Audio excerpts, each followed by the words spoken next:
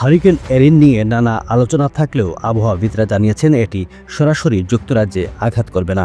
বর্তমানে ঝড়টি মার্কিন যুক্তরাষ্ট্রের পূর্ব উপকূলের দিকে অগ্রসর হচ্ছে শক্তিশালী হারিকেন হিসেবে। তবে উত্তর আটলান্টিক পেরিয়ে যুক্তরাজ্যের কাছে পৌঁছানোর সময় এটি দুর্বল হয়ে নিম্নচাপের আকার ধারণ করবে।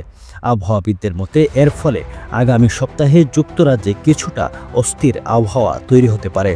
কোথাও কোথাও বৃষ্টি ও দমকা হাওয়া দেখা দিতে পারে, তবে বড় কোনো ঝুঁকি নেই। চলতি সপ্তাহে আবহাওয়া থাকবে মোটামুটি স্থিতিশীল ও মূলত শুষ্ক।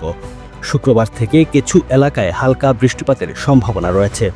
তাপমাত্রা গড়ে 18 থেকে 22 ডিগ্রি সেলসিয়াসের মধ্যে থাকবে, আর পশ্চিম মিডল্যান্ডসে পৌঁছাতে পারে 24 ডিগ্রিতে।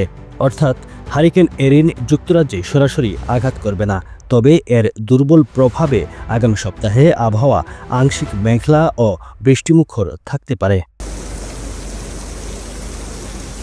Running a restaurant? Your food deserves the spotlight. Currywalla Media. Let's make your food famous.